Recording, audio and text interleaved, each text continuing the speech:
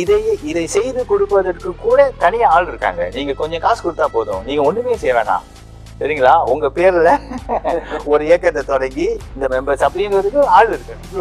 யாரை நோக்கி நம்ம பயணிக்கிறோம், யாருக்காக செய்யறோம்னா அந்த B40 குரூப் தான்.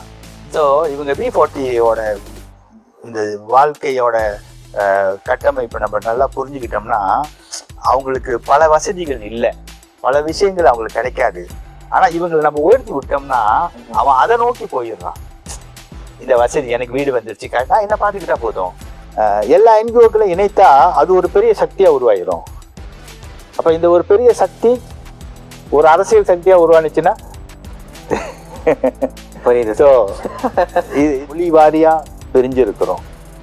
நான் தமிழ் பேசுறேன், நீங்க உதாரணத்துக்கு சொல்றேன், நீங்க தெலுங்கு பேசுறீங்கன்னா முன்பெல்லாம் நம்ம ஒன்னா தான் இருந்தோம். இப்போ என்னமோ ஒரு பிரிவினை மாதிரி வந்துருச்சு, ரொம்ப ரொம்ப ஆப்வியஸா தெரியுது நாட்டுல. அப்புறம் மதம், நான் இந்து, நீங்க கிறிஸ்தவர்னா அதுல ஒரு சின்ன ஒரு சிக்கல் வந்துடும். அப்புறம் இதையும் தாண்டி ஜாதி இது வந்து பூந்துரும். ஸோ இதெல்லாம் வச்சுக்கிட்டு இந்த சமுதாயத்தை ஒன்றிணைக்கணும்னு சொன்னீங்கன்னா உண்மையிலேயே ரொம்ப கஷ்டமான விஷயம், ரொம்ப கஷ்டமான விஷயம்.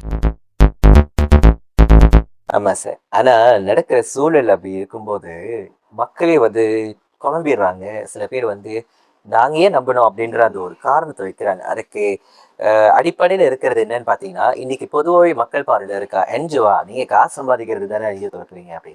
அப்ப உங்களுடைய தமிழ் அறவாரியம்னு சொல்லும் போது எந்த அளவுக்கு டிரான்ஸ்பரன்சியா இருந்தீங்க அப்படின்றத பத்திரிகை ரீதியாவே மக்களுக்கு சொல்லிட்டீங்க. அப்படி பார்க்கும்போது ஒரு என்ஜிஓ திறக்கிறதுக்கு அடிப்படையில இப்போ ஒரு கம்பெனி திறக்கிறதா இருந்தாலும் பேக்ரவுண்ட் செக்கிங் அப்படின்றது ரொம்ப முக்கியம். அந்த நபர் யாரு, அவருக்கு ஏதாவது குற்ற பின்னணி இருக்கா, இல்லை இதுக்கு முன்னாடி பேங்க்ரப்சியா இருக்காரா, இதெல்லாம் பார்த்த பிறகுதான் SSMA அப்ரூவல் கிடைக்கும். அப்படின்னும் போது என்ஜிஓக்கு மட்டும் எப்படி சார் மலையில பூத்த கலா மாதிரி டக்கு டக்கு டக்கு டக்குன்னு திறக்கிறாங்க அப்படின்னா அதுக்கு ஏதாவது ஒரு அளவுக்குள்ள இல்லை அதை வந்து இந்த மாதிரி செக் பண்றதுக்கு யார் இருக்கா, இல்லை யார் தான் செய்ய முடியாது? இல்ல, இது வந்து எப்படின்னா அவங்க விண்ணப்பத்தை பார்த்து தான் அனுமதி கொடுக்குறாங்க. பெரும்பாலும் விண்ணப்பிக்கிறவங்களுக்கு எல்லாம் கிடைத்தரும். ஏன்னா இதனால அவங்களுக்கு ஏதோ பெரிய சுமையா இருக்கு இல்ல. இந்த ROS சொல்றோம்ல, ரெஜிஸ்டர் ஆஃப் சொசைட்டிஸ், என்னது பெர்துபுகான், ஸோ இவங்களுக்கு வந்து முறையா அவங்க சமர்ப்பிச்சுட்டாங்கன்னா அவங்களுக்கு கொடுத்துடுறது. பிறகு அவங்களோட பிரச்சனையை வந்து வேற ஆள் பார்த்துக்குவாங்க அப்படின்ற ஒரு அடிப்படையில தான். நீங்க ஒரு என்ஜிஓ திறக்க வேண்டும்னா முதல்ல வந்து ஒரு ஹெட் கமிட்டி, ஒரு கமிட்டி இருக்கணும், ஒரு கூட்டம் போட்டிருக்கணும். கூட்டம் போட்டு சில பேரை தற்காலிகமா நியமனம் செய்திருக்கணும், இத்தனை அங்கத்தினர் இருக்கணும். இதெல்லாம் சரியா அனுப்பிட்டீங்கன்னா அப்புறம் பேங்க் அக்கௌண்ட் பேங்க் அக்கௌண்ட் பிறகு வரும். இதெல்லாம் நீங்க சரியா அனுப்பிட்டீங்க, அவங்க உங்க அனுமதி கொடுத்துருவாங்க. அந்த அனுமதியை வைத்து நீங்க பேங்க் அக்கௌண்ட் வந்து செய்திடலாம். இது வந்து பெரிய காரியமே இல்லை. இதுல இன்னொரு விஷயம் என்னன்னா, இதை செய்து கொடுப்பதற்கு கூட தனியா ஆள் இருக்காங்க. நீங்க கொஞ்சம் காசு கொடுத்தா போதும், நீங்க ஒண்ணுமே செய்ய வேணாம், சரிங்களா? உங்க பேர்ல ஒரு இயக்கத்தை தொடங்கி இந்த மெம்பர்ஸ் அப்படிங்கிறதுக்கு ஆள் இருக்கிறாங்க. இப்பதான் எல்லாம் சேர்ந்து ஆள் இருக்கிறாங்கல்ல. சோ அந்த மாதிரிதான் சில இயக்கங்கள் உருவாக்கி இருக்க வேண்டும். ஸோ நிதி பெறுவதற்காக மட்டுமே, நிதி பெறுவதற்காக மட்டுமே. அது உண்மைதான் சார். ஏன்னா அதுக்கு பிறகு வந்துட்டு உதவிகள் வேணும், மக்கள் போய் நாடும்போது அதுல ஒரு டீல் பேஸ் அப்படின்னு சொல்லி நிறைய குற்றச்சாட்டுகள். இதெல்லாம் ஏன் கேட்குறோம் அப்படின்னா, ஒரு அனுபவம் வாய்ந்த என்ஜிஓ நீங்க, அதனாலதான் வந்து கேட்குறோம், முன்னுதாரணமா இருக்கீங்க. சரி சார், இப்போ தமிழ் பள்ளி எடுத்துக்கோமே. தமிழ் பள்ளியில ஏதாவது ஒரு போட்டி இல்ல அதிகாரத்துக்குட்பட்ட செயல் எதுவா இருந்தாலும் அதுலயே என்ஜிஓ டைரக்டா வந்துட்டு தலையிடுறாங்க அப்படின்னு ஒரு குற்றச்சாட்டு. ரெண்டாவது, பள்ளிக்கூடத்துல நடக்கக்கூடிய சிக்கல் இருக்கக்கூடிய உட்பூசல் சொல்லுவாங்க, அதுலயும் நேரடியாக என்ஜிஓக்கள் தலையிடுறாங்களே. அப்படின்னும் போது அது இந்த தமிழ் பள்ளியோட வளர்ச்சிக்கு பாதிப்பு கொடுக்குமா கொடுக்காதா அப்படியும் சில பேர் வந்து கேள்விக்கிறாங்க. கண்டிப்பா கொடுக்கும். ஏன்னா பள்ளி நிர்வாகத்திலேயோ பள்ளி நடைமுறையிலையோ இந்த என்ஜிஓக்கள் சம்மந்தப்படவே கூடாது. அவங்க வந்து என்னன்னா ஒத்தாசையா இருக்கணும். இப்போ பள்ளியில ஒரு ஸ்போர்ட்ஸ் நடத்துறாங்களா, ஓகே, இந்த ஸ்போர்ட்ஸ் இன்னும் சிறப்பா நடத்துறதுக்கு இவங்க மேபி கொஞ்சம் பணம் சேர்த்து கொடுக்கலாம், அல்லது இவங்க சில பயிற்சி கொடுக்கலாம். ஸோ இந்த மாதிரி நம்ம வந்து பள்ளி நிர்வாகத்தின் உள்ளுக்கு போய் என்ஜிஓக்கள் நுழைந்து ஏதாவது செய்ய ஆரம்பிச்சா அங்கதான் பிரச்சனை உருவாகும். இந்த பிரச்சனை நிறைய பள்ளியில உருவாகி இருக்குது. குறிப்பா நான் சொன்னல, பெருமையா சொன்னல, நாங்க பள்ளி வாரியம் அமைக்கணும்ட்டு. ஆனா சில பள்ளி வாரியத்தை சார்ந்தவர்கள் அவங்க போய் பள்ளி நடத்துற மாதிரி அவங்க நினைச்சுக்கிறாங்க, அவங்கதான் அங்க ஒரு ஆளுமை அப்படின்ட்டு. அது நிச்சயமாக இல்லை. உண்மைதான். இதுல என்னன்னா இந்த கட்டமைப்புல என்னன்னா இந்த பள்ளி வாரியத்தோட தலைவர் ஒருத்தர் இருப்பாரு, இந்த பள்ளியோட தலைமை ஆசிரியர் வந்து ஆட்டோமேட்டிக்கா செயலாளர் ஆயிடுவாரு. இப்ப நான் தலைவர், நீங்க செயலாளர், யாரு பெருசு? தலைவர் பெருசு. அந்த நேரம். ஆனா அது இந்த பள்ளி வாரியத்தை பொறுத்த அளவுல அதுக்கு இடமே கொடுக்க கூடாது. அந்த பள்ளிக்கு தலைமை ஆசிரியர் தான், அவர் தான் மாலுமி, அவர் தான் அந்த கப்பலை செலுத்துவது போல அந்த பள்ளியை செலுத்த வேண்டும். ஆனா இதுல வந்து இந்த என்ஜிஓக்களுடைய தலையீடு வந்து நிச்சயமா இருக்கக்கூடாது. இதுக்கு கூட நம்ம எல்லா பள்ளி வாரியங்களும் அழைத்து விளக்க உரை கொடுத்திருக்கோம். இன்ஃபேக்ட் தமிழ் அறவாரியம் வந்து இந்த பள்ளி வாரியங்களின் வழிகாட்டின்னு ஒரு நூல் நாங்கள் தயாரிச்சிருக்கோம். இந்த நூல் வந்து இதுக்கு முன்னால இருந்தது கிடையாது. அதனால எல்லா மாநிலத்தில் உள்ள கல்வி இலாக்காக்களையும் இந்த நூலை அவங்க வாங்கி அவங்க ரெஃபரன்ஸுக்கு பயன்படுத்துறாங்க. ஏன்னா இந்த கல்வி இலாக்காக்கு வர அதிகாரிகள்லாம் யாருன்னா பள்ளியில இருந்து ஆசிரியர்களா இருந்தவங்க தான் அங்க வருவாங்க. ஸோ அவங்களுக்கு வந்து இதுல பெரிய நிபுணத்துவம்லாம் இருக்காது. சில விஷயம் தெரியாம கூட இருக்கலாம். அதை வந்து தெரிஞ்சுக்கிறதுக்கு வந்து இந்த தமிழ் அறவாரியத்தின் கையேடு ரொம்ப ரொம்ப பயன்படுது. அதை நம்ம தொடர்ந்து சொல்லி கொண்டு தான் இருக்கிறோம். ஏன்னா இந்த பள்ளி வாரியங்கள் வந்து பள்ளியை நடத்துறதுக்கு இல்லை, பள்ளியில நடைபெறும் திட்டங்களுக்கு ஏதாவது உதவியா இருக்கக்கூடிய அளவுல தான் உங்களுடைய பங்களிப்பு இருக்க வேண்டுமே தவிர அதை போய் எடுத்து செய்யறது வந்து உங்களுடைய காரியம் அல்ல அப்படின்றது அது கொஞ்சம் தெளிவா தெரியணும் மக்களுக்கு. அதான் சார், அழகா சொன்னீங்க. அது என்னன்னா கண்ணதாசனுடைய வரிகளையே அது வந்து ஒப்புமுன் கொண்டு வரலாம் இல்லையா? பரமசிவன் கழுத்தில் இருந்த பாம்பு கேட்டது கருடா சௌக்கியமா, யாரும் இருக்கும் இடத்தில் இருந்து எல்லாம் சௌக்கியமே அப்படின்னும் போது யார் யார் எங்கெங்கே எந்தெந்த பணி இருக்கிறோமோ, எந்தெந்த சேவையோ, எந்தெந்த வேலையோ அந்த நிலைப்பாட்டோடு நின்றுட்டா எல்லாமே சுமூகமா போவாங்க. நீங்க இப்ப கேட்டனால இந்த பாட்டு எனக்கு ஞாபகத்துக்கு வருது.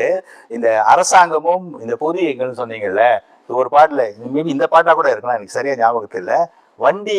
வண்டியோட சக்கரங்கள் 2 மட்டும் தேவை, அந்த 2ல் 1 சிறியதென்றால் எந்த வண்டி ஓடும். உங்க அரசாங்கமும் இந்த என்ஜிஓக்களை இணைந்து செய்தா கரெக்டா நகர்த்தி கொண்டு போக முடியும், மாணவர்களை முன்னேற செய்ய முடியும். அங்க சிக்கலே இதுதான் சில நேரங்கள்ல. சரி சார், இப்போ என்ஜிஓ அப்படின்னு சொல்லும்போது நீங்க சுதந்திரமா வேலை செய்யணும் அப்படின்னு நினைக்கிற பட்சத்துல பலருடைய தொல்லைகள் முன்னைக்கேந்து வரும், எந்த பகுதியிலேருந்து வரும்னே தெரியாது. அப்படிலாம் வரும்போது அதை எப்படி சார் கையாளுறீங்க? இது சிரமமான விஷயம் தான் கையாளுறது. ஏன்னா யாருக்கிட்ட இருந்து வருதுன்னு பொறுத்து இருக்குது. இப்ப ரோட்ல உள்ள ஒருத்தன் பேசிட்டா அதை யாரும் பொருட்படுத்த மாட்டாங்க.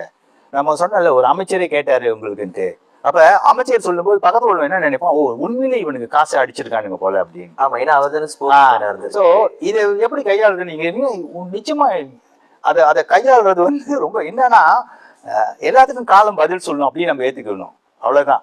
இப்ப பேசுறீங்களா ஒரு காலகட்டப்ப நீங்க ஒவ்வொரு என்ஜிஓக்கள் தமிழ் பள்ளியில தங்களுடைய பங்களிப்பை ஆற்றி வரும் ஒவ்வொரு என்ஜிஓக்களுடைய ஹிஸ்டரியும் நீங்க எடுத்து பார்த்தீங்கன்னா உங்களுக்கு ஓரளவு தெரியும் யாரு நிறைய செய்திருக்காங்க.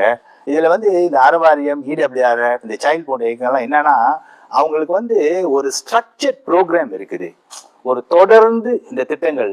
சில என்ஜிஓ என்ன செய்வாங்கன்னா, ஓகே இந்த எஸ்பிஎம் மாணவர்களுக்கு ஒரு நாள் பயிற்சியில ஒரு நல்ல ஆசிரியர் கொண்டாந்து அது வந்து நான் குறையா சொல்லல. ஆனா அவங்களுக்கு என்ன நினைப்புனா அந்த ஒரு நாள் அந்த பயிற்சியில கலந்து கொண்டதுனால தான் அந்த மாணவன் 10 எடுத்தான் 8 எடுத்தானு. அவன் சின்ன பிள்ளையில இருந்து அவனுக்கு வழிகாட்டுற அவங்க அம்மா அப்பா, அவனுடைய ஆசிரியர்கள், அவன் அண்ணன் தம்பிலாம் ஹெல்ப் பண்ணுவாங்க. அதெல்லாம் கூட ஒரு புறம் தள்ளிட்டு இவங்க பேசுற மாதிரி இருக்கும் இந்த செமினார். ஸோ இது வந்து ஒரு ஸ்ட்ரக்சர்ட் ப்ரோக்ராமா நான் இதை சொல்ல மாட்டேன். இப்போ தொடர்ந்து 21 நாள் பயிற்சி நடத்தணும்ல, அது வந்து கொஞ்சம் ஸ்ட்ரக்சர்ட் ப்ரோக்ராம். ஸோ அது சொல்ல கூட நிறைய சிக்கல் எதிர்நோக்கி சிக்கல். சரி சார், இந்த ஸ்ட்ரக்சர்னு சொன்னீங்களே, அதுலேருந்து அடுத்த கேள்விக்கு வரேன். எந்த ஒரு என்ஜிஓவா இருக்கட்டும், அது வந்து இப்போ பூத்த என்ஜிஓ கூட இருக்கட்டுமே, ஒரு நாள் நிகழ்ச்சியில ஒரு நாள் செய்யக்கூடிய செயல்ல எல்லாமே நடந்துருச்சு அப்படின்னு சொல்லி மார்த்தட்டிக்கிட்டு இருக்கிற நிலைமையில தொடக்கம் இருக்கு, தொடர்ச்சி எங்க சார்? அது ரொம்ப முக்கியம் இல்லையா? ஒரு மாணவன் வந்து 10 எடுத்துட்டான் இபிஎஸ்ஆர்ல, இல்லை வந்துட்டு PT3 எடுத்துட்டாங்க, AAT எடுத்துட்டாங்க, அது மட்டும்தான் நான் சார் வாழ்க்கை. அதை தாண்டி என்ன இருக்கு? அந்த தொடர்ச்சி கண்டிப்பா அறவாரியத்தை இருந்திருக்கும். அந்த தொடர்ச்சிகள் என்ன மாதிரியான சூழல்ல நீங்க அந்த மாணவர்களை வந்து கரை சேர்த்தீங்க அப்படின்றத உங்களுடைய அனுபவத்தின் வாயிலா ஈச்சது. ஓகே, இந்த தொடர்ச்சின்றது வந்து நிச்சயமா நடைபெற்றுச்சுன்னு நான் சொல்ல மாட்டேன். காரணம் என்னன்னா, நான் முதல்ல சொன்னதுதான், இந்த என்ஜிஓக்கள் எல்லாரும் மற்றவங்களோட தயவுல தான் செயல்பட்டு கொண்டிருக்கிறார்கள். நிதி நிலைமை இப்ப இப்ப அறவாரியத்துல ஒரு ஒரு ஒரு இன்சிடென்ட் நடந்துச்சு, நான் சொல்றேனே. இந்த 21 நாள் ஆங்கில பயிற்சி முகாம் ஒரு 7-8 வருடம் அதுக்கு நான் பொறுப்பாளராக இருந்து நடத்தி கொண்டே இருந்தோம். திடீர்னு ஒரு வருடம் வந்து அந்த தலைவர், அப்ப நான் தலைவர் இல்லை, அவர் சொல்லிட்டாரு இந்த திட்டம் நம்ம இதை நிறுத்திடுவோம் அப்படின்னாரு. அப்ப ஏன்னு கேட்டதுக்கு அவர் என்ன சொன்னாருன்னா, இத்தனை வருஷம் நடத்தணுமே, இப்ப இவங்கெல்லாம் இப்ப என்ன பண்ணிக்கிட்டு இருக்காங்கன்னு நம்ம ஏதாவது ஆய்வு செய்திருக்கோமா, அல்லது நம்ம கிட்ட அந்த தகவல் இருக்கா அப்படின்ட்டு. அப்ப அதுக்கு பொறுப்பாளர் இந்த நான் ஆக்சுவலி நான் சொன்னது போல நிதி நமக்கு வந்து தொடர்ந்து வேற ஏதாவது செய்யணும்னா அதுக்கான நிதி பண பலம் வேணும். ஸோ அது இல்லாத பட்சத்தில் தான் அப்ப அவருக்கு ஒரு ஒரு ஒரு ஒரு சிம்பிளான ஒரு ஒரு ஆன்சர் அந்த நேரத்தில் சொல்ல வேண்டும்னு சொன்னேன். நான் சொன்னேன் இந்த 21 நாள் ஆங்கில பயிற்சி எப்படின்னா ஒரு டிரைவிங் லைசன்ஸ் எடுத்து கொடுக்கறது மாதிரி. ஸோ டிரைவிங் லைசன்ஸ் எடுத்து கொடுக்க வரைக்கும் தான் அவன் ஜேபிஜேயோட பொறுப்பு, ஆர்எம்இயோட பொறுப்பு. அதுக்கப்புறம் அந்த காரையோ அல்லது வாகனத்தையும் செலுத்துறது அவனோட இஷ்டம். ஆனா இது சட்டம் அதெல்லாம் தனியா வந்து பார்த்துக்கும். ஆனா இவங்களோட பங்களிப்பு வந்து அந்த டிரைவிங் லைசன்ஸ் எடுத்து கொடுக்கறது மட்டும்தான். ஸோ அதே போல இது நம்ம செய்து கொடுத்துட்டோம்னா அவங்க வந்து எப்படியாவது போயிடுவாங்க அப்படின்ட்டு. ஆனா அந்த அந்த அந்த பதில் சொன்னதுல எனக்கும் அவ்வளவு திருப்தி கிடையாது தான். பட் என்னன்னா நிதி பற்றாக்குறையினாலதான் ரொம்ப திட்டங்கள் தொடர்ச்சியாக செய்ய முடியாமல் போய்விட்டன. ஆனா ஒரு இயக்கம் பேரு மறந்துட்டேன், அவங்க வந்து தொடர்ந்து இந்த 6ஆம் வகுப்பு மாணவர்களுக்கு முன்ன பயிற்சி கொடுத்தாங்க. அப்புறம் பிஎம்ஆர் டைம்ல அவங்களை மீட் பண்றாங்க, எஸ்பிஎம் முடிச்சு மீட் பண்றாங்க, கைடன்ஸ் கொடுக்குறாங்க. இந்த மாதிரி செய்து கொண்டு இருக்கிறார்கள், சில இயக்கம் செய்யறாங்க.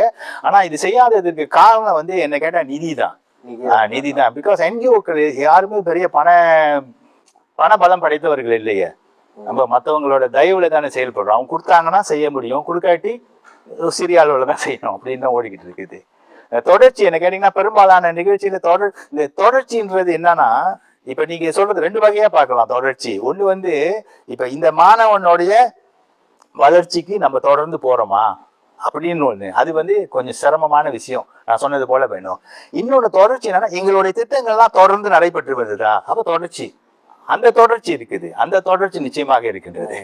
திட்டங்களுக்கான தொடர்ச்சி இருக்குது, திட்டத்தின் அந்த விளைபயன் சொல்லல அந்த பகுதியில உங்களுக்கு ஏதோ ஒரு பதிலும் வர மாட்டேங்குது. அதுக்கும் ரொம்ப நிபுணத்துவம் தேவை. அதெல்லாம் வந்து ஏன்னா என்ஜிஓ எல்லாம் வந்து ஒரு ஒரு வாலண்டரி பேசிஸ்ல தானே செய்து கொண்டு இருக்கிறோம். அப்ப நமக்கு அந்த துறையை சார்ந்த நிபுணர்கள் வந்து சேர்ந்தாங்கன்னா நம்மளால செய்ய முடியும். அப்படின்னா ஒருவேளை வந்து பலன் பெற்றவர்கள் இருக்காங்களே அவங்களும் ரொம்ப மௌனமா இருக்காங்களோ? மௌனமா இருக்கிறதுனால தானே சார் போற வரவங்க, நீங்க முதல்ல சொன்னீங்கல்ல இந்த மாதிரி பயன் பெறாதவங்க எனக்கு நன்மை கிடைக்கல அப்படின்னு யோசிக்கிறவங்க எல்லாம் ரொம்ப தாக்குறாங்க. ஆமா, அதுவும் உங்களுக்கு ஒரு அனுபவமா இருக்கு. அப்படி பார்க்கும்போது பயன் பெற்றவர்கள் மௌனமா இருக்காங்க, எதிர்வினையை கொடுக்கறவங்க தானே அதிகமா பேசுறாங்க. நம்ம அதனாலதான் இன்னைக்கு வந்து என்ஜிஓ உண்மையிலுமே காசுக்காக தான் சொல்றாங்க. இதை நீங்க இது சரியான ஒரு தகவல் தான் நீங்க சொன்னது. பெரும்பாலும் இந்த பயன் பெற்றவங்க எல்லாம் யாருன்னா, நம்ம பெரும்பாலும் என்ஜிஓ யாரை நோக்கி நம்ம பயணிக்கிறோம், யாருக்காக செய்யறோம்னா அந்த B40 குரூப் தான். ஸோ இவங்க B40யோட இந்த வாழ்க்கையோட கட்டமைப்பு நம்ம நல்லா புரிஞ்சுக்கிட்டோம்னா அவங்களுக்கு பல வசதிகள் இல்லை, பல விஷயங்கள் அவங்களுக்கு கிடைக்காது. ஆனா இவங்களை நம்ம உயர்த்தி விட்டோம்னா அவன் அதை நோக்கி போயிடுறான். இந்த வசதி, எனக்கு வீடு வந்துருச்சு, நான் என்ன பார்த்துக்கிட்டா போதும். இதுதான் இது கவிஞர் காரைக்காலர் வந்து அந்த காலத்துல ஒரு கவிதை எழுதி இருக்கிறாரு. அதுல 2 வரி தான். இந்த யூனிவர்சிட்டிக்கு போற பிள்ளைங்களை பத்தி, சிலதுகள் மேலேறி போகுதுங்க, சில நாளில் எங்களை மறக்குதுங்க. அங்க மேல போகலாம், கீழே வந்து பாக்குறது இல்லை. அவெல்லாம் பார்த்தானா இந்த சமையல் எங்கேயோ கொண்டு வந்துடலாம். உண்மைதான் சார். ஆனா எல்லாரும் பார்க்கலன்னு சொல்ல முடியாது. ஒரு சிலர் வந்து உண்மையிலேயே தங்களுடைய உடல் பொருள் ஆவியெல்லாம் அப்படியே சமுதாயத்துக்கு கொடுக்கணும்னு திறம்பட பணியாற்றுறவங்க இருக்கிறாங்க. ஆனா அவங்க மிக சிலரை. சரி சார், இப்போ மௌனமா இருக்கிறவங்க இருக்கட்டும், அவங்களுக்கு தேவை கிடைச்சிருச்சு, அவங்க பூர்த்தி செஞ்சுட்டு போறாங்க. பேசுபவர்களும் பேசட்டும், அதையும் விட்டுருவோம். ஆனாலும் இந்த என்ஜிஓ எடுத்து செய்யக்கூடிய செயல்பாடுகள் எல்லாருமே வந்துட்டு எல்லாத்தையுமே பார்க்கும்போது அடிப்படையில நல்ல ஒரு ரிசல்ட்ஸ் தான் கொடுக்குது. அதை உறுதிப்படுத்தக்கூடிய அளவுகோல் தமிழ் அறவாரியத்தை பொறுத்த வரைக்கும் எப்படி? ஓகே, நான் முதல்ல சொன்னது போல தான், இந்த நம்ம ஒரு திட்டம் செய்கிறோம், இதுக்கான பணத்தை நிதியை திரட்டி அந்த திட்டத்தை நான் செய்கிறோம். இதற்கான அளவுகோல் அதை வந்து அளக்குறதுக்கான செயல் திட்டம் அப்படின்னா சிறப்பான செயல் திட்டம் அப்படின்னு பெருசா கிடையாது. பட் நம்மளோட இந்த பெற்றோரியல் பயிற்சியில வந்து கலந்து கொண்ட பெற்றோர்கள் எல்லாம் அவங்கள வந்து இன்டர்வியூ பண்ணும்போது அதெல்லாம் ரெக்கார்ட்ல இருக்குது. அவங்க இதை பத்தி ரொம்ப சிறப்பாக உயர்வா சொல்றாங்க. அப்புறம் அந்த சயின்ஸ் ஃபேர் நம்ம ஆரம்பிச்சு வச்சனால இன்றைக்கு வெளியில எல்லாம் போறாங்கல்ல, இதெல்லாம் நம்மளுடைய அளவுகோல் தானே. இங்க இருந்தவன் அங்க போய் பெருசா செய்யறான் அப்படின்ட்டு. ஸோ அந்த மாதிரி சில அளவுகோலை தவிர ஸ்பெசிஃபிக்கா துல்லியமான அளவுகோல் இல்லை. அது செய்யறது கொஞ்சம் சிரமமான விஷயம். ஈவன் இந்த இந்த பொருளாதாரத்துல பெரும்பாலும் சொல்லுவாங்க இந்த காஸ்ட் பெனிஃபிட் அனாலிசிஸ்ன்னு. ஆமா. இப்ப ஒரு பள்ளிக்கூடம் கட்டுறோம், இந்த பள்ளிக்கூடத்துக்கு இவ்வளவு செலவழிக்கிறோம், மில்லியன் கணக்கில் செலவழிக்கணும் ஒரு பள்ளிக்கூடம். இவ்வளவு செலவழிச்சதுக்கான பயன் என்னன்னு எந்த பள்ளிக்கூடமாவது தகவல் வச்சிருக்காங்களா? இங்க படித்த மாணவர்கள் இன்னைக்கு அங்க பெரிய அளவுல இருக்காங்க, இவன் இவ்வளவு சம்பாதிக்கிறான், இல்லையே. அது ரொம்ப சிரமமான விஷயம். ஸோ அந்த அளவுகோல் வந்து இருக்கணும், நீங்க சொன்னது வந்து ஒரு இருக்கணும். ஆனா அது வந்து கொஞ்சம் சிரமமான விஷயம். அப்பேற்பட்ட அளவுகள் இருந்தா மட்டும்தான் சார் உண்மையான தரம் எப்படி இருக்கு அப்படின்றத ஆய்வு செய்ய முடியும். அதன் மூலியமா தான் புது புது விஷயங்களை வந்து கொண்டு வர்றதுக்கு பெரிய பாலமாக அமையும். வேலையே பார்க்கக்கூடிய முன்னாள் மாணவர்களாக இருந்தாலும் சரி, யாராக இருந்தாலும் சரி, எந்த ஒரு என்ஜிஓ மூலியமா பயன்பெற்று இருந்தீங்கன்னா மீண்டும் அந்த என்ஜிஓவை தொடர்பு கொள்ளுங்கள் என்பதை அன்போடு இந்த நிகழ்ச்சியிலும் நாங்கள் கேட்டுக்கொள்கிறோம். ரொம்ப நன்றி. தொடர்பு கொள்ளுங்க, உங்களுடைய அளவுலாவதில் வந்து மீண்டும் உயிர்ப்பித்துக் கொள்ளுங்க. சரி சார், இப்போ என்ஜிஓ பத்தி பேசியாச்சு. இப்ப என்ஜிஓலயே இருக்கக்கூடிய என்ஜிஓஸ் பத்தி பேச போறோம். என்னன்னா, ஒரு என்ஜிஓ செய்ய வேண்டிய அதே விஷயத்த இன்னொரு என்ஜிஓ செய்யறாங்க. அதை தாண்டி 3, 4, 5, 6 ஆனா எல்லாருமே செய்யறது அடிப்படையில பாத்தீங்கன்னா ஒரே ஒரு பயிற்சியா இருக்கும், இல்ல ஒரே ஒரு நோக்கமா இருக்கு. ஏன் அப்படி செய்யறாங்க? நீங்க எல்லாருமே ஒருங்கிணைச்சு ஒரு செயலாக்கத்துக்கு கொண்டு வரக்கூடாதா? அந்த ஒரு செயலாக்கத்துல பல என்ஜிஓக்கள் ஒன்றிணைந்து செய்யலாமே. இங்க எப்படி இருக்குன்னா, விரிவா போய் செய்யணும்னு இல்லை, நான் மட்டும்தான் செய்யணும் அப்படின்ற ஒரு எண்ணம் தான் அதிகமா இருக்கு. ஏன் இந்த ஒருங்கிணைப்பு அப்படின்ற ஒரு எண்ணம் பல என்ஜிஓ கிட்ட இல்லை? இதுக்கான முயற்சிகள் வந்து பல காலகட்டத்துல நடந்து இருக்குது, இல்லைன்னு சொல்ல முடியாது. ஆனா இந்த ஒருங்கிணைப்புன்ற வார்த்தை வந்து நான் நினைக்கிறேன் பெரும்பாலான தமிழர்களுக்கு பிடிக்காத வார்த்தை. அது தெரியுங்களா? வந்து இணைய மாட்டாங்க. ஏன்னா ஆளுக்காளு அவங்களுடைய அதிகாரத்தையும் அவங்களுடைய பலத்தையும் அதை காமிக்கணும்னு இருக்கும்போது, அப்ப இணைந்து செய்யும் போது இந்த குவான்டிட்டி கூடும்போது அந்த அவங்களுடைய தனித்தன்மை குறைஞ்சிரும். இப்படிதான் பெரும்பாலானவங்க பாக்குறாங்க.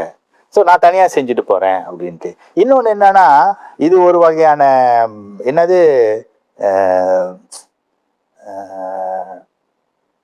ஒரு புதிய சிந்தனை இல்லை. புதிய சிந்தனை இருக்கிறவன் வந்து இவங்க செய்யறதை தவிர்த்து வேற ஏதாவது செய்யணும்னு நினைப்பான். இப்ப இவங்கெல்லாம் வந்து பெரும்பாலும் இவங்களுடைய நிபுணத்துவம் எந்த அளவுக்கு இருக்குன்னு தெரியாது. அப்ப அவன் செய்யறது சின்னாங்க காப்பி அடிச்சு செஞ்சிடலாம். ஸோ அதனால அப்படி செய்யறாங்க. ஆனா இணைய மாட்டாங்க, பெரும்பாலும் இணைய மாட்டாங்க. இதை பல பேர் பல காலகட்டத்துல எல்லா என்ஜிஓக்களையும் இணைக்கலாம் அப்படின்னு. இதுக்கு வந்து வேறு ஒரு காரணமும் கூட இருக்கலாம். அதாவது எல்லா என்ஜிஓக்களையும் இணைத்தா அது ஒரு பெரிய சக்தியா உருவாயிரும். அப்ப இந்த ஒரு பெரிய சக்தி ஒரு அரசியல் சக்தியா உருவானுச்சுன்னா இது கூட ஒரு காரணமா இருக்கு. ஆனா நம்ம சமுதாயத்தை வந்து உண்மையிலேயே சொல்றேன், ஒருங்கிணைக்கிறது வந்து ரொம்ப ரொம்ப கஷ்டம். ஏன் கஷ்டம்னா, நம்ம மொழி வாரியா பிரிஞ்சு இருக்கிறோம். நான் தமிழ் பேசுறேன், நீங்க உதாரணத்துக்கு சொல்றேன், நீங்க தெலுங்கு பேசுறீங்கன்னா முன்பெல்லாம் நம்ம ஒன்னாதான் இருந்தோம். இப்ப என்னமோ ஒரு பிரிவினை மாதிரி வந்துருச்சு, ரொம்ப ரொம்ப ஆப்வியஸா தெரியுது நாட்டுல. அப்புறம் மதம், நான் இந்து, நீங்க கிறிஸ்தவர்னா அதுல ஒரு சின்ன ஒரு சிக்கல் வந்துடும். அப்புறம் இதையும் தாண்டி ஜாதி இது வந்து பூந்துரும். ஸோ இதெல்லாம் வச்சுக்கிட்டு இந்த சமுதாயத்தை ஒன்றிணைக்கணும்னு சொன்னீங்கன்னா உண்மையிலேயே ரொம்ப கஷ்டமான விஷயம், ரொம்ப கஷ்டமான விஷயம். ஆனா அது அது அது எல்லாருடைய கனவு. அது ஒருங்கிணைந்து செயல்பட்டா நம்ம ஒரு நல்ல சக்தியாக செயல்பட முடியும் அப்படின்ட்டு. ஆனா இன்றைக்கு வரைக்கும் அது நடைபெறவில்லை. சில பேர் வந்து இப்போ வாட்ஸ்அப் குரூப் வச்சிருக்கிறாங்க, அதுல வந்து பல என்ஜிஓக்களை இணைத்து செய்யறாங்க. ஆனா இது வந்து நான் நினைக்கிறேன் ஒரு பெயர் அளவுல இயங்கி கொண்டிருக்கிற ஒருங்கிணைப்பு குழுக்கள் நடக்குது அப்படின்னு நினைக்கிறீங்க. சரி, ஆக சார், இப்போ இவ்வளவு தூரம் வந்துட்டு சிக்கல் பத்தி பேசிட்டோம். குறிப்பா இப்ப நீங்க எடுத்து அடுக்கின ஒவ்வொரு காரணங்களும் வந்துட்டு அடிப்படையில நமக்கு ஒத்துமை இல்லை அப்படின்றத வந்து காட்டுது. அது என்ஜிஓவா இருந்தாலும் சரி, சமூகத்தின் பார்வையா இருந்தாலும் சரி, இதுதான் உண்மை. அப்படி பார்க்கும்போது தமிழ் பள்ளிகளின் வளர்ச்சிக்காக செயல்படும் அனைத்து என்ஜிஓக்களும் ஒரு குடையின் கீழ் இயங்கணுன்றது எல்லாருக்குமே ஒரு பெரிய கனவு. இதுக்கு அடிப்படை இப்போ ஃபைனான்ஸ் அப்படின்னு நீங்கள் வந்துட்டு வியாபாரத்துறை அப்படின்னு நீங்கள் வந்து 30 வருடமா படிச்சு கொடுத்ததுனால அதை இப்போ தொட்டி கேட்குறேன். ஒரு என்ஜிஓ ஏயா இருக்கட்டும், பியா இருக்கட்டும், சியா இருக்கட்டும், இந்த 3 என்ஜிஓக்கும் பணம் கிடைக்கப்படுது. அதனால அவங்களுக்கு ரிசோர்ஸஸ் கிடைச்சிடும். ஆனால் செய்யக்கூடிய திட்டம் ஒன்று தான். அந்த இடத்துல உண்மையிலேயே பணம் விரயம் நடக்குதா இல்லையே? நீங்க சொல்ற மாதிரி ஒரே திட்டத்தை அவங்க 3 பேர் செய்தால் அது விரையும். ஆனா அந்த ஒரே திட்டத்தை கூட வெவ்வேறு ஆளுகளுக்கு செய்தால் அது விரையுமா நம்ம எப்படி சொல்ல முடியும்? நிச்சயமா இல்லையே. இப்ப நான் ஒரு தமிழ் பள்ளியில ஒவ்வொரு திட்டத்தை செய்யறேன், அதே திட்டத்தை நீங்க இன்னொரு தமிழ் பள்ளியில செய்யறீங்க, அது நான் விரயமா நான் அதை சொல்ல முடியாது. ஸோ விரயம்ன்றது என்னன்னா, இப்போ ஒரு பரப்புரை ஏதோ ஒன்று ஒருத்தவங்க செய்யறாங்க, அவங்க அந்த பொறுப்பை எடுத்துக்கிறாங்க.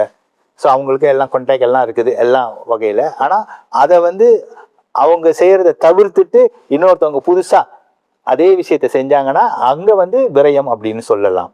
ஆமா, ஏன்னா இப்போ அடிப்படையில இந்த கடந்த 5 ஆண்டு காலகட்டத்தில் பார்க்கும்போது நிறைய நம்ம பேப்பர்லையும் படிச்சோம், நிறைய பகிர்வுகள்லாம் இருந்தது. ஏன்னா ஒரே மாதிரி ப்ராஜெக்ட் வந்துட்டு எல்லாருமே ஃபண்ட் கொடுக்குறாங்க, நாங்கள் வெவ்வேறு புது விதமான விஷயங்கள் கொண்டு போகும்போது நிராகரிக்கிறாங்க, அரசு நிராகரிக்குது. அப்போ ஏன் எங்களுடைய நிகழ்ச்சி இது கொடுக்கல அப்படின்னு ஒரு சில முயற்சிகள், நீங்கள் முதல்ல சொன்னீங்களே புதுமையாக சிந்திக்கணும் அப்படின்னு சொல்லி முயற்சிகளை எடுத்து போய் கேட்டவங்களுக்கு கிடைக்காம போய் அவர்களுடைய குமுறலையும் கொடுத்துருக்காங்க. ஆனால் உண்மைக்கு பார்க்கப்போட அவருக்கு சொல்லக்கூடிய அந்த திட்டம் வந்து ரொம்ப ஆக்கப்பூர்வமான புதுமையான திட்டமாக கூட இருந்தது. இருந்தாலும் கிடைக்கப்பெற்ற சில என்ஜிஓக்கள்லாம் பார்க்கும்போது அதே மாதிரி தான் இருக்கு. என்ன ஒரு விதத்துல நம்ம வந்துட்டு ஆறுதல் அடையலாம்னா வந்துட்டு ஒரு பகுதியில செஞ்சிருப்பாங்க, இன்னொரு பகுதியில செஞ்சிருப்பாங்க. வெவ்வேறு இடமா இருந்துச்சுன்னா நம்ம வந்து அதை இது பண்ணிட்டு போயிடலாம். அந்த வகையில வந்துட்டு இப்போ இந்த திட்டங்கள் அப்படின்னு சொல்லும்போது எனக்கு ஒரு பெரிய கேள்வி என்ன அப்படி வருதுன்னா, அரசு கிட்ட வந்து மக்களுக்கு உண்டான அந்த தேவைகள் அப்படின்னு சொல்லும்போது அதை ஒலிக்கக்கூடிய குரலா நீங்க போடுங்க. அதனாலதான் வந்துட்டு தமிழ் பள்ளியிலையும் நம்ம வந்துட்டு அவ்வளவு பெரிய விஷயங்கள்லாம் கொண்டு வந்திருக்கோம். அரசு அங்கீகரிக்கக்கூடிய ஒரு என்ஜிஓவா மாறுறதுக்கு வாய்ப்புகள் இருக்கா? அரசே அங்கீகரிக்கக்கூடிய என்ஜிஓவா மாறுவது நாட்டுல வாய்ப்பு இருக்குன்னு நினைக்கிறேன். அது வந்து ஓரளவு தமிழ் அறவாரியத்திற்கு கிட்டியது. இதை ஏன் சொல்றேன்னா, கல்வி அமைச்சில் நடக்கிற ஒவ்வொரு திட்டங்களுக்கும் அல்லது மாற்றங்கள் நடைபெறும் போது எங்களை அழைப்பார்கள், எங்களோட கலந்து ஆலோசிப்பாங்க. நான் நிறைய முறை அந்த கூட்டத்துக்கு போயிருக்கிறேன், பேசியிருக்கிறேன். அப்போ வந்து தமிழ் அறவாரியம் அரசால் அங்கீகரிக்கப்பட்ட ஒரு என்ஜிஓவை தான் நாங்கள் கருதுறோம். ஆனால் இடைப்பட்ட காலத்தில் நீங்கள் நம்ப மாட்டீங்க, நீங்கள் சொன்னது போல் இன்னும் 4-5 என்ஜிஓக்கள் தொடர்ந்து போயிட்டு டைரெக்டாக போய் அவங்ககிட்டயும் சொல்லியிருக்கிறாங்க, கல்வி அமைச்சிலேயே சொல்லியிருக்காங்க, அவங்க இல்லை நாங்கள் தான் இனிமேல். ஏன்னா இவங்க கொஞ்சம் என்ஜிஓக்கெல்லாம் சேர்த்துக்கிட்டு ஸோ இது நடக்குது. பட் ஆனால் இது நாள் வரைக்கும் தமிழ் அறவாரியம் என்ன கேட்டீங்கன்னா அரசினால் அங்கீகரிக்கப்பட்ட ஒரு என்ஜிஓ. அரசினால் அங்கீகரிக்கப்பட்ட ஒரு என்ஜிஓக்கு ஒரு பெரிய சிக்கல் வந்திருக்குன்னு சொல்றீங்க. ஆக வாய்ப்பு இருந்திருக்கு, அதையும் முட்டைக்கட்டை போட்டது ஒரு சில. அவனும் கெடுத்துருவான், நம்மளையும் கெடுக்காம பண்ணுவோம், கடைசியில் யாருக்கும் ஒன்றும் இல்லாமல் போயிடும். சரி சார், பொதுவா நம்ம நிகழ்ச்சியோட இறுதிக்கு வர்றதுனால இந்த 2 கேள்விகளோட நம்ம நிகழ்ச்சியை முடிக்க போறோம். பொதுவாக இவ்வளோ தூரம் உங்களுடைய சிக்கல், என்ஜிஓட சிக்கல் எல்லாத்தையும் வந்து கண்மண் கொண்டு வந்து காட்டுனீங்க. இருந்தாலும் பொது மக்கள் பார்வையில என்ஜிஓக்களை இன்ன வரைக்கும் தவறாதான் பார்க்கிறாங்க. அதுக்கு காரணம் ஒரு சில என்ஜிஓக்கள் செய்யற காரியம். ஆக ஒரு சமூக பணியாளராக நீங்கள் மக்கள் கிட்ட சொல்லணும்னு நினைச்சா எந்த ஒரு விஷயத்த சொல்லுவீங்க? இல்லை இது ஒரு பரிந்துரையா கூட நீங்க சொல்லலாம். ஓகே, இந்த பார்வை வந்து ஓகே தொன்று தொட்டு நம்மளை பார்க்குறவங்க ஒரு அளவில் பார்த்துக்கிட்டு இருக்காங்க. ஆனால் இந்த சோசியல் மீடியாலாம் வந்த பிறகு இது இன்னும் துரிதமாக ஆயிடுச்சு. நீங்க பாத்தீங்கன்னா ஒரு நல்ல செய்தியை நான் உங்களுக்கு அனுப்புனேன்னா நீங்க ஒரு கால் பகிர்வீங்க, இல்லாட்டி அப்படியே விட்டுருவீங்க. ஆனா ஒரு கெட்ட செய்தி நான் அனுப்பிட்டேன்னு வச்சுங்களேன், அதை 4 பேர் டட்டுன்னு போட்டுருவீங்க. ஸோ இந்த மாதிரி தான் செய்தி இந்த ஒரு சில என்ஜிஓக்கள் சில தவற பகிர்ந்த உடனே ஸோ அங்கங்க எல்லாம் பார்த்துட்டு ஓ இவனுங்கெல்லாம் இப்படித்தான், இவனுங்க காசுக்காக தான் வந்திருக்கானுங்க. ஸோ இதுதான் என்னன்னா முதல்ல இந்த சோசியல் மீடியால வரக்கூடிய செய்திகளை அவங்க வந்து ஊர்ஜிதப்படுத்தணும், இது உண்மையா இல்லையான்ட்டு. சும்மா தப்பான செய்தி, ரொம்ப செய்தி வந்திருக்கு, தப்பான செய்தி வந்திருக்கு. இப்ப கூட நீங்க பாத்தீங்கன்னா லேட்லி மலாயா பல்கலைக்கழகத்துல தமிழ் துறையில பட்டம் பெறாத பட்டதாரிகளுக்கு ஓராண்டு கால பயிற்சி, இன்னும் 5 இடம் தான் இருக்குது. இந்த 5 இடம் நிரப்பப்படாட்டி இந்த திட்டமே நடக்காதுன்னு நிறைய வந்துகிட்டு இருக்கு. நிறைய எல்லாம் பார்த்துருப்பீங்கன்னு நினைக்கிறேன். ஆக்சுவலி அது உண்மை என்னன்னா 5 பேர் இருந்தா அந்த ப்ரோக்ராம் ஸ்டார்ட் பண்ணிடுவாங்க. நான் நினைக்கிறேன் அந்த ப்ரோக்ராம் ஸ்டார்ட் பண்ணிட்டாங்க. ஸோ இப்போ இன்னும் ஓடிக்கிட்டு இருக்குது. ஸோ இதுதான் அதோட உண்மை தன்மையை வந்து நம்ம எப்பொழுதும் பார்க்கணும். இந்த சமுதாயமே இப்படித்தான் நான் நினைக்கிறேன். நம்ம பாருங்க இந்த சீரியல்ல பார்த்துட்டா அதுதான் வேகமா ஓடும். சீரியல்லாம் என்ன இந்த மாதிரி தான் அடுத்தவனை போய் கெடுக்கிறது. ஸோ இந்த மாதிரி விஷயங்களை தான் வந்து நம்ம செய்யறோமோ இல்லையோ அதை நம்ம ரசிக்கிறோம். ஸோ அதுக்கு வந்து ஒரு என்னது அதை வந்து நம்ம ஏற்றுக்கொள்றோம், ரசிக்கிறோம், ஏற்றுக்கொள்றோம். இதுதான் அந்த சமுதாயத்தை சொல்ல வேண்டிய மிகப்பெரிய செய்தி. என்னன்னா இந்த தவறான இதை வந்து பரப்பாதீங்க. இன்னொன்னு, உங்களுக்கு உண்மையிலேயே ஒரு விஷயம் தெரியாட்டி அது சம்பந்தப்பட்டவர்களை கேட்டு ஊர்ஜிதப்படுத்தி கொண்டு பிறகு பரப்புங்க. சும்மா வந்துருச்சுன்றதுக்காக போட்டுட்டு எல்லாரையும் அதுல ஒரு எக்ஸைட்மெண்ட் இந்த சமுதாயத்துக்கு எனக்கு ஏன்னு தெரியல. ஒரு ஒரு ஏதாவது ஒரு தப்பு நடந்துருச்சுன்னா அது வந்து அப்படியே எல்லாருக்கும் ஒரு ஒரு ஒரு அதோட பகிர்றதுல வேற. நான் தான் உனக்கு சொன்னேன் அப்படின்ட்டு வந்து ஒரு காலகட்டம் நஜீப் ஜெயிலுக்கு போனாரு. போனது இந்த 1/2 மணி நேரத்துல எனக்கு ஒரு குறைந்தபட்சம் ஒரு 30 பேர் எனக்கு அந்த செய்தி அனுப்பிட்டாங்க. ஏன் இல்லாட்டி எனக்கு தெரியாதா? இல்லாட்டி எனக்கு தெரியும், நாளைக்கு தெரியாது எனக்கு அந்த விஷயம். ஆமா.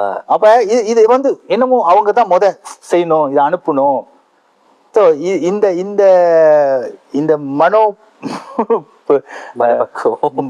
மாறணும்ல அந்த சமுதாயத்துல. அதுதான் மாறணும். வதந்திகளை நம்பாதீர்கள். அதான் ஒரே வார்த்தையில் சொல்லணும்னா பெரும்பாலான சோசியல் மீடியால வரதெல்லாம் வதந்தி தான் என்ன கேட்டீங்கன்னா.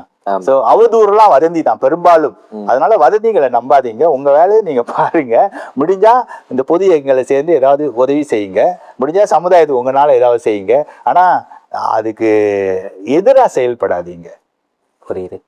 அதாவது டீலிங் பேசுற என்ஜிஓவை டீஆக்டிவேட் பண்ணிட்டு அப்படின்னு சொல்ற மாதிரி உண்மையாலுமே மக்களுக்காக சேவை செய்யக்கூடிய என்ஜிஓக்கள் நிறைய என்ஜிஓக்கள் நம்ம நாட்டில் இருக்காங்க. அரசு அங்கீகரிக்கக்கூடிய பெரிய ஒரு என்ஜிஓ நம்ம கிட்ட இருக்காங்க. இவர்களுடைய செயல்பாடுகள் எல்லாத்தையும் நீங்க முதல்ல உணரணும். சரி சார், இறுதியான கேள்வி. இனி தமிழ் பள்ளியின் வளர்ச்சிக்கு தமிழ் அறவாரியம் என்ன மாதிரியான திட்டங்கள் வச்சிருக்கிறாங்க? ஓகே, நான் முதல் சொன்னது போல தமிழ் அறவாரியம் என்ன செய்ய போறாங்கன்றதை இப்போதைய தலைவர் தான் நீங்க கேட்கணும். ஆனா தனிப்பட்ட முறையில நான் என்ன செய்யறேன் அப்படின்னு கேட்டீங்கன்னா, நம்ம புதிதாக ஒரு ஒரு இயக்கம் தொடங்கி இருக்கின்றோம். இந்த இயக்கத்துடைய பெயர் வந்து தகமை, தமிழ் கல்வி ஆளுமை. இதுல வந்து தமிழ் கல்வியாளர்கள் கொண்ட ஒரு ஒரு ஒரு குழு, நல்ல ஆக்ககரமான ஒரு குழு. நாங்க வந்து ஒவ்வொரு ஆண்டும் இதை செய்ய வேண்டும் என்று இந்த ஆண்டு இதை தொடங்குகின்றோம். இந்த ஆண்டு செப்டம்பர் 20ஆம் தேதி இந்த நிகழ்ச்சி நடைபெற இருக்கின்றது. இது என்னன்னா தமிழ் கல்வி விருதளிப்பு விழா. தமிழ் கல்விக்கு பங்காற்றியவர்களுக்கான ஒரு ஒரு பிரம்மாண்டமான ஒரு விருது அளிப்பு விழாவை நாம் செய்ய வேண்டும் என்று இருக்கிறோம்.